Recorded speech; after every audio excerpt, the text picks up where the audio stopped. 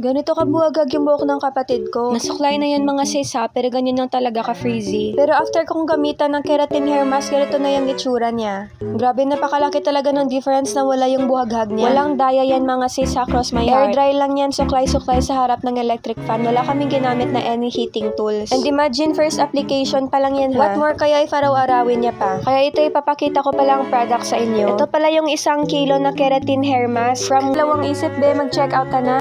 Gamit mo na to. Tapos you have nothing to worry about kasi FDA approved siya mga sis, kaya safe na safe. Kaya sa may makakapal at mabuwagag na buhok dyan, ito na ang solusyon para sa inyo mga sis. Ito na yung bonggang-bonggang keratin hair treatment para sa'yo. Kaya ito ay dademonstrate ko talaga mga sis.